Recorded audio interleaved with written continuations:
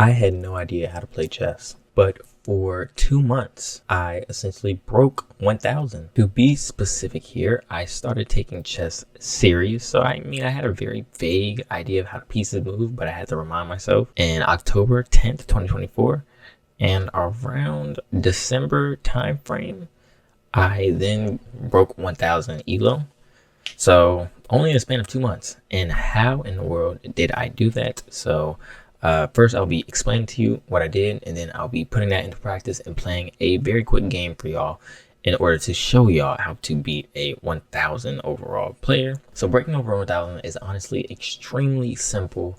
It might not be as simple if you don't know how, but once you know how, you'll never forget, even if you stop playing chess for a long time. But the key idea is to remember your core principles. And your core principles are to, one, develop your knights. And you want to develop your knights before bishops. So whether that's just bringing both your knights out, very, very simple stuff. Just putting them on your go-to squares, c3, f3, c6, and f6. You want to place as many pawns in the center as you can. So you want to take up space in the center. So that is the idea. Let us pull up a board as well. All right, so what was our key idea? Develop our knights. Develop our knights. This is very principled play to the average squares of c3, f3, and c6, f6. Another key point is we want to put pawns in the center, and we want to take control of our center. So we want to put pawns in the center. This is very principled play, and if we cannot put our other pawn in the center to fully advance there, it's nothing wrong with just strengthening your center and placing pawns like this if need be. They deem this an inaccuracy, but as far as principled play go, there is nothing wrong with this. Now, our next principle is that you want to develop all our pieces. So we actually start to run into something that's a bit counterintuitive, as pushing this pawn actually blocks the development of our bishops. So before we do push this pawn, we probably want to get this bishop out. And you typically just want to develop your knights before your bishops, just because you know your knights are going to land on one of these two squares. It could occasionally, from here, if you push the pawn, it could come into one of these squares right here. But it's very rare that your knight goes out here as well. So 9 times out of 10, your knight's going to be here. Sometimes your bishops, you don't know if you want to bring it here. If they kick it, though, maybe you're like, I wanted to keep that bishop, so you might end up moving back here. And that took 2 moves. And it sucks because you could have just put the bishop there in the first place. They wouldn't have got tempo and an extra move. Maybe you're like, hey, I actually did want to keep it on this diagonal. There's nothing wrong with it. Maybe you run into this attack. You got to slide your bishop back here. Again, these are all book moves if you really have a deep understanding of openings, but you just never know where you want to put your bishops. So that's why you do them after the knights. But it's a lot less detrimental when you just bring your bishop out after you develop pieces. You know where they're going to go, because now it's like, all right, we don't know what we're going to do. So, develop our bishops. Then we want to develop all our pieces. So bringing the pawn up would be a very solid, sound move, as we're now looking to open the gates for our other bishops. So now I can get my other bishop. I chose the pin. He might do something similar, and now we're just in a extremely symmetrical variation. But I'm just trying to show you what you simply just are looking to do with principled play, because the next move is that you want to develop your or you want to castle in under 10 moves. So my next goal is to immediately just castle. Again, certain positions you might not be the best move. You might not want to do that, like the best move here. They actually deem knight to d5 the best move. I understand, because this knight is pinned and you can't easily get this bishop back to protect it. So we're going to end up damaging their pawn structure inevitably. Because let's say I just go here. What's their best move? Knight to d4. Basically threatening the same thing. Let's say they don't do that. I'm pretty sure I could take either way. Can I take this way as a solid? They like if I take with the bishop more. I guess it's that direct threat on the queen. So now, oh, what's the top engine move? C3. Okay. Top engine move. Oh. Launching an attack on the center. Again, nothing wrong with that. Breaking open the center is the best move, but you can't go wrong with messing up their pawn structure. Keeping things very simple. Not taking with the bishop. Not taking with the knight. Good lord. Messing up their pawn structure. Messing up their pawn structure. You can't go wrong with that. Yeah, that's your principal play. As far as principal play in the later games, you just kind of want to look for tactics. Don't blunder pieces. And in the end game, you'll just want to look to get your rooks on the second rank and connecting your rooks. So one thing I didn't show you was after we develop everything here, let's say we get into another symmetrical skirmish, castle, maybe we just slide our queen up so we can connect our rooks too. Rooks are connected. Rooks are connected. And rooks like to be connected. They protect each other. So that is Principal Play 101. Just remember that checklist. Remember that. And yeah, do your puzzles. Learn your middle game. Maybe look at end games a little bit. That's advanced. But end games you kind of just have to get a feel for. So if you get into these games and you notice you're just losing in the end games, then just review each game that you lost and how you lost end game wise, and you'll be able to not lose that way again. Because end games are a different beast, man. But now I'm going to queue up a game against a 1,000 rated player. I'll play a blitz game just so it doesn't last too long.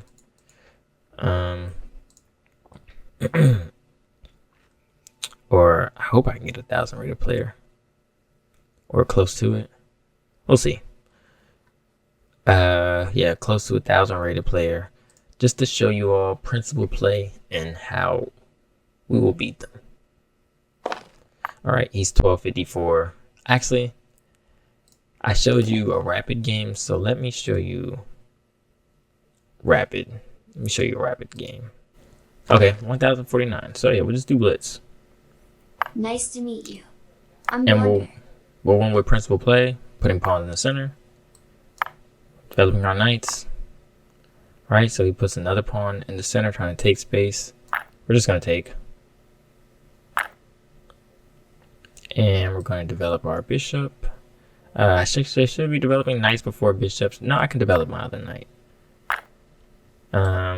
Just go here. Just taking. Let's now develop my bishop. Let's develop my other bishop. Alright, so I think he meant to castle, but he missed, unfortunately. So we're going to castle. Okay, he's actually just a maniac. Now, I want to connect my rooks. Next, I'm going to put my bishop here just to kind of stop that diagonal.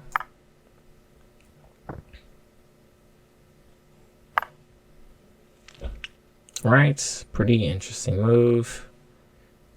His knight targets that. No issue though. Going to just play pawn up, looking to play there. Yep, I could take with the queen. He could bring his bishop out now though if he wants. Which he does. Trying not to trap my queen, so we're actually gonna move it over here. He could go there, but then I'm gonna infiltrate with my queen really soon. That just hangs a pawn. I could check him. Does it do anything though? If I check, could block with the pawn. Yes. It doesn't really do too. It would kind of mess up his defense a little bit. So we're actually going to go for it. I mean, because you could just go back there with the king if he needs to, but 1635, so he's actually kind of high. Very unfortunate. But let's do another one. Darn. Yeah, it's going to be kind of difficult to just play principal play against him. Because this technically wasn't what I taught y'all. But it's all okay.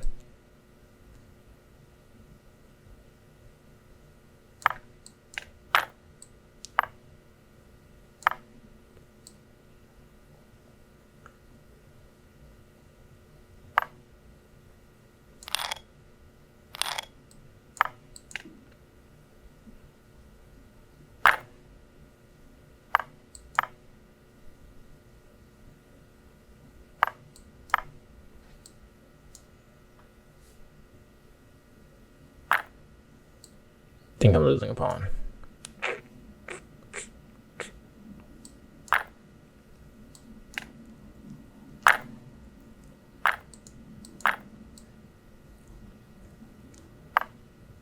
Interesting.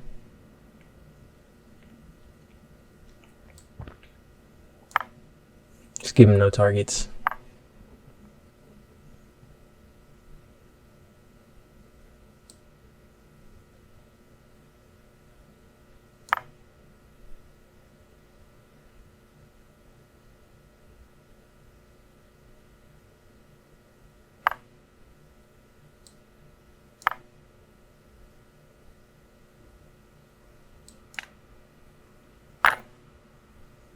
Saw that coming. Yeah, works like to be on second rank.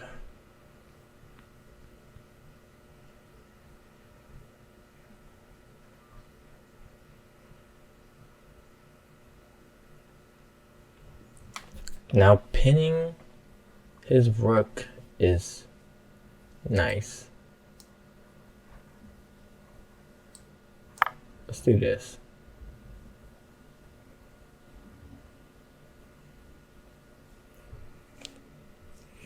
I did this because I have an X-ray, so when I go there, okay, he stops that.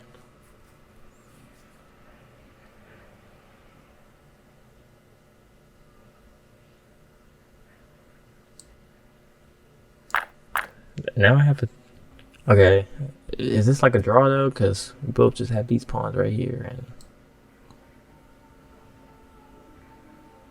and no. His king can't get over because now I have an idea of threatening said pawn. I think I'm winning. Okay, he's gonna push him.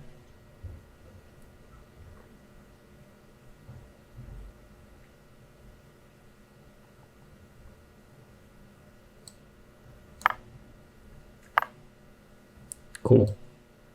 Yep, because if he goes there, I'm going here. And there's nothing you can do.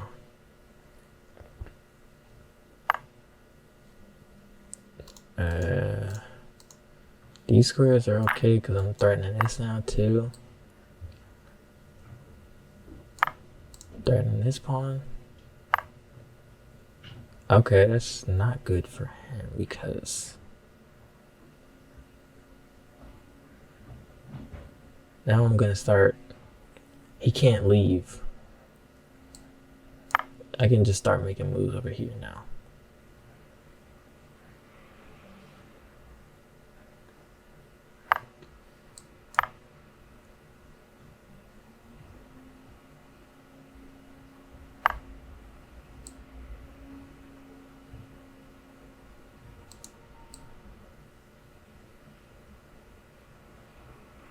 Yeah, we could get the king back.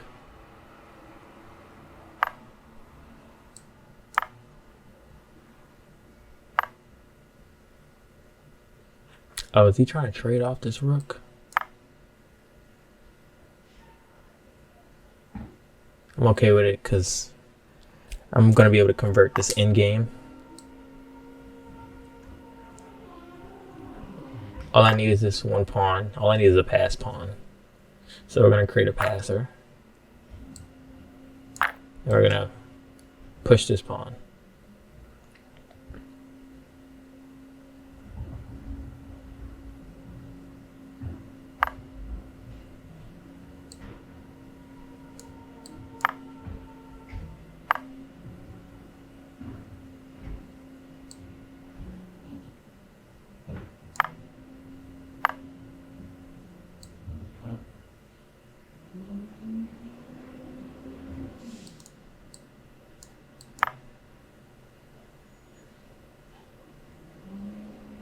Actually, I could have played that because he would have had to go over there. That just hangs a pawn. Literally just hangs a pawn. Now I have two passers. You can't win this game. Or you could try. You can try to win. I know he's gonna go down there.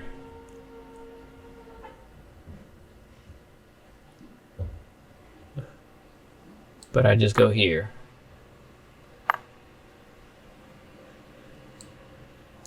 push.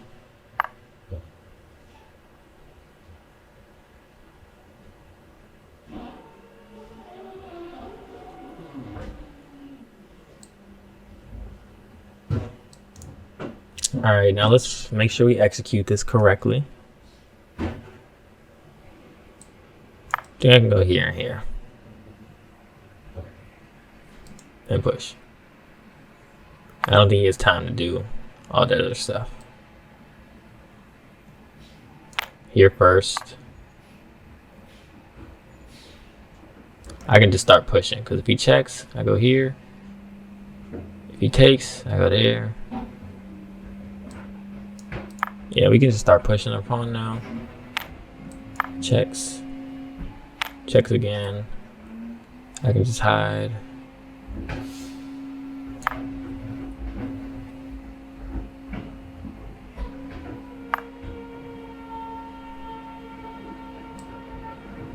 Literally just don't hang my pawns.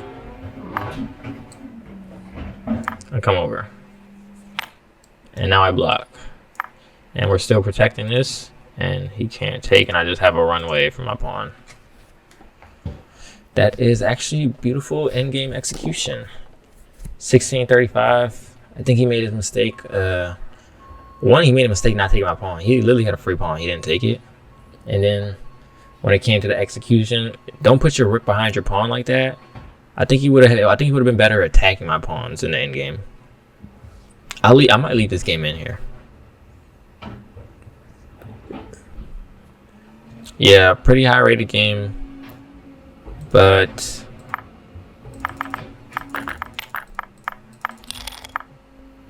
yeah, not the greatest. Oh, this was actually the best move. I thought this was a mistake because I thought I hung a pawn. Trade, trade, trade. Am I missing something? Why am I blind right now? Can he not take this pawn? Oh my goodness, back rank checkmate. Jesus Christ. I might have seen it too if he took it, but oh wow. So yeah, I was just okay. And I think his biggest mistake was when he moved that. He traded that rook, but he moved that rook behind the pawn. Yeah, because look, we're dead even. That's my best move, getting it to the second rank. Oh, and then when he pushed, then he like pushed the pawn. I mean, I guess he had to get out with the king. No, he pushed the pawn. That was a mistake. Yeah, I knew this was a mistake, putting the rook behind this pawn. Now your rook is stuck there, basically. But then he also should have moved the king there, and he pushed the pawn. Oh, no, because I was threatening this. So there was nothing he could do. He put the bishop there, which removed the pawn. And then I had access to all these other pawns. Either way, this was a mistake. I had access to all these pawns. So yeah, I honestly might leave this game in here.